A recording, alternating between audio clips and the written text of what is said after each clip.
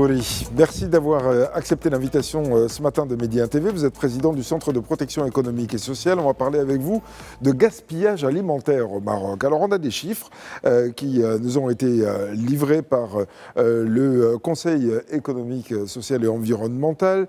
4,2 millions de tonnes de nourriture jetées chaque année. Cela représente 113 kilos par personne et par an. On parle uniquement ici au Maroc. C'est 1 million de tonnes de plus qu'en 2021. C'est des pertes qui sont considérables. Qu'est-ce qu'on peut faire pour empêcher cela? Et là, nous sommes en plus en période du mois sacré de Ramadan.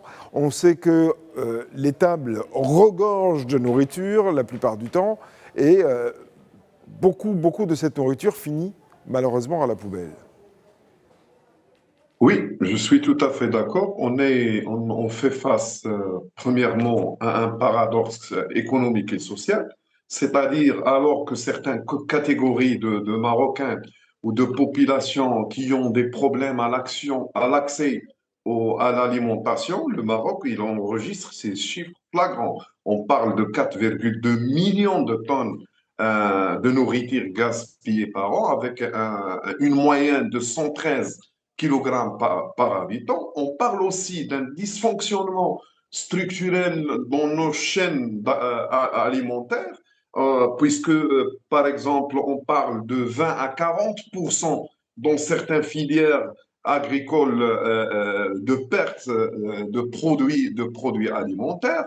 On est aussi en face d'un enjeu stratégique pour la sécurité alimentaire, c'est-à-dire aujourd'hui le Maroc, c'est un pays qui dépend encore fortement des importations pour certains produits alimentaires. On enregistre ces chiffres-là. On parle aussi d'un impact ou d'un dysfonctionnement au niveau environnemental, c'est-à-dire on mobilise plus que 1,6 milliard de mètres cubes d'eau pour des alimentations et pour une production qui n'arrive pas au consommateur final. Donc, on est dans une situation qui est une situation paradoxale qui nécessite une intervention, qui nécessite de stopper ce dysfonctionnement qui impacte premièrement l'aspect environnemental, qui impacte aussi l'aspect économique, qui impacte aussi notre aspect qui est l'aspect économique, purement économique. Donc, Oui. je pense que le Conseil... On peut même parler d'hémorragie, mais alors ça c'est le constat. Mais quelles sont, d'après vous, les solutions? Est-ce qu'il faut passer par la loi? Est-ce qu'il faut passer par, je sais pas moi, des restrictions? Est-ce qu'il faut passer par des obligations, particulièrement pour ce qui concerne les producteurs de fruits et de légumes, qui, vous l'avez dit, certaines exploitations perdent jusqu'à 40% de leur production. Alors, c'est un manque à gagner économique pour eux. Et puis, ce sont des produits qui, surtout, finissent à la poubelle. Et ça est-ce que c'est encore admissible au XXIe siècle dans un pays où il est encore question de sécurité alimentaire? Oui, tout à fait d'accord. Je pense que les solutions sont les mêmes solutions prescrites par le Conseil économique et social. Premièrement, le Conseil, il parle d'une adoption d'une loi spécifique contre la perte et le gaspillage des produits alimentaires. On parle aussi de l'amélioration de notre infrastructure et logistique, surtout au niveau de transport, surtout au niveau de stockage. On parle aussi du développement des unités locales en ce qui concerne la transformation industrielle des produits alimentaires, surtout les produits agricoles. On parle aussi de l'encouragement des dons des excédents alimentaires. On parle aussi de tout ce qui a rapport avec le numérique pour la gestion et la réorientation du surplus alimentaire. On parle aussi du soutien aux initiatives citoyennes et on parle aussi de la gouvernance entre les différents intervenants, que ce soit l'État, que ce soit le privé, que ce soit la société civile. Et on parle aussi d'un changement radical en ce qui concerne notre culture de consommation qui est dans un état qui est de gaspillage total, puisqu'on parle de 113 kilogrammes de gaspillage des produits alimentaires par individu chaque année. Donc, le Conseil a essayé de donner une panoplie de mesures en tant que solution pour sortir de cette situation flagrante, cette situation qui met en cause notre économie et qui impacte aussi notre économie, notre aspect social et aussi notre aspect environnemental. Oui. Est-ce qu'il faut, selon vous, commencer à parler aussi des traditions marocaines? On sait que ici, au Maroc, la tradition, c'est d'avoir des tables généreuses, voilà, d'avoir la possibilité d'offrir plusieurs plats. En général, c'est 7 quand on respecte d'ailleurs la tradition stricto sensu. Mais même sans aller jusqu'à ce nombre, il y a quand même une générosité sur les tables. Est-ce qu'il faut, là aussi, faire prendre conscience à l'ensemble des Marocains que c'est plus possible de continuer avec ces traditions-là? Oui, effectivement. Aujourd'hui, on a besoin d'un changement total dans notre culture de consommation. C'est une culture de consommation qui est... Maintenant, on a des preuves, on a des études, on a des chiffres réels. On parle de 113 pertes par individu chaque année. 113 kilogrammes de pertes de produits alimentaires par individu chaque année. Donc, on a une consommation qui est en état de dysfonctionnement total par rapport à notre économie, par rapport à nos besoins, par rapport à notre réalité de production en ce qui concerne les produits alimentaires. Donc, on a besoin de ce changement radical dans notre culture de consommation. Ça ne reste pas dans le cadre du ramadan, mais c'est généralisé. C'est une culture de consommation durant toute l'année, puisqu'on parle aujourd'hui de chiffres qui sont des chiffres très alarmants, de grands chiffres. Donc, ça ne se limite pas juste pour le ramadan, mais c'est plutôt une culture de consommation permanente qui doit être changée, qui doit être revue par plusieurs moyens, que ce soit par la sensibilisation, que ce soit par la loi, que ce soit par les moyens institutionnels. Et ça permettrait un gain de pouvoir d'achat, selon vous? Bien sûr, bien sûr. Puisqu'on parle de 20 à 40% de produits agricoles qui sont détériorisés et qui n'arrivent pas au consommateur final, donc on peut parler d'un surplus qui peut faire la différence en matière de l'offre, ce qui va se répercuter directement sur les prix. Oui. Et si les gens, la population achètent moins, bah évidemment, c'est moins d'argent dépensé et moins d'argent jeté à la poubelle, parce que ça relève de ça. Mais bien sûr, c'est une question économique. Oui, C'est une question d'équilibre le marché entre l'offre et la demande. oui. S'il y a une rationalisation en termes de dépenses, effectivement, on aura un certain équilibre dans l'offre et la demande, chose qui va se repercuter positivement sur les prix.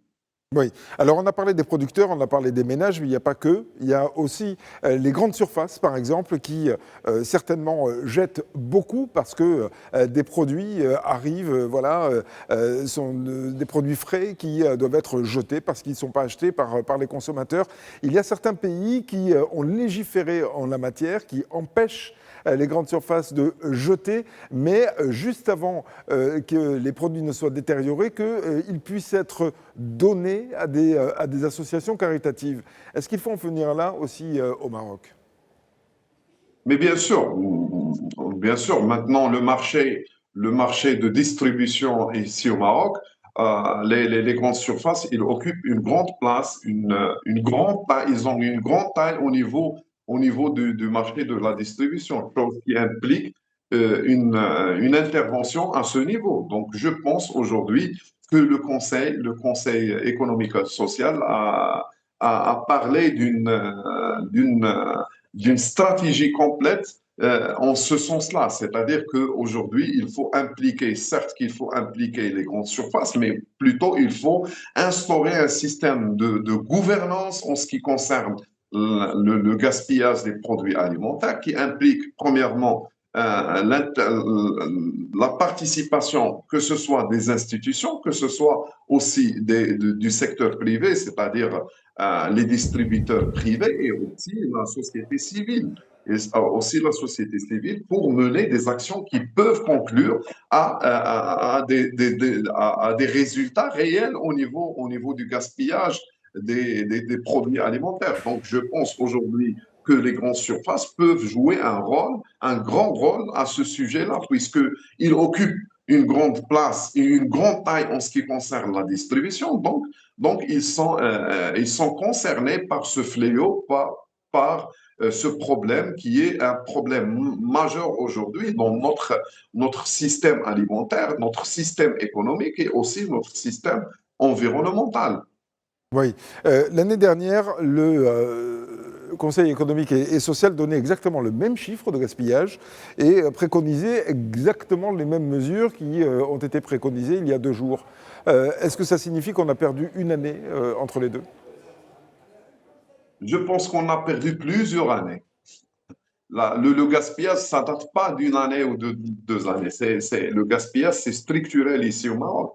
C'est structurel ici au Maroc. On a un problème d'adhérer à une conception, d'adhérer à des solutions qui peuvent résoudre ce problème. En termes d'exécution et en termes précisément, aujourd'hui, on n'a pas de stratégie gouvernementale en ce qui concerne le gaspillage des produits alimentaires. On n'a pas d'action concrète, on n'a pas de programme qui peuvent résoudre ce problème. Et je pense que c'est la responsabilité du gouvernement, c'est la responsabilité du pouvoir exécutif à mettre en œuvre et à mettre en place des stratégies, des actions concrètes pour essayer de résoudre, pour essayer au moins de réduire ce grand écart, de réduire ces chiffres alarmants.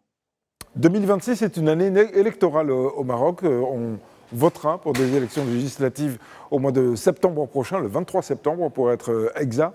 Est-ce que oui ou non, il faut faire entrer le problème du gaspillage alimentaire dans le débat politique? Je pense que les partis politiques, ils doivent parler de ce problème-là, puisque c'est un problème qui impacte directement l'économie, qui impacte directement l'aspect environnemental et surtout la question de l'eau. On parle d'une mobilisation de 1,6 million de mètres cubes d'eau pour produire des produits agricoles qui n'arrivent pas aux consommateurs. Donc, c'est un grand problème, surtout que le Maroc est en face du stress hydrique. On parle aussi de tout ce qui a rapport avec la solidarité. On parle aussi de tout ce qui a rapport avec la redistribution de ces produits, surtout au niveau des catégories pauvres et des catégories souches en difficulté. Donc, je pense qu'aujourd'hui, cette question, il mérite d'être dans les priorités des partis politiques et mérite aussi d'être dans les priorités du débat politique public avant les élections. Mais le problème aujourd'hui, on est toujours dans le silence sur ce point-là. Même ce rapport, à part Midi 1 et à part quelques journaux ou quelques sites, on n'entend pas des échos que doivent circuler autour de ce sujet important, autour de ces chiffres alarmants. Voilà, nous ici, en tout cas, à Médien, on est toujours là pour mettre en lumière ces informations qui habituellement passent parfois sous les radars, mais qui impliquent toute la société marocaine. Merci en tout cas, Ali Rambouri, d'avoir été l'invité ce matin de la matinale de Médien TV. Je rappelle que vous êtes président du Centre de protection économique et sociale. Merci encore et excellente journée à vous.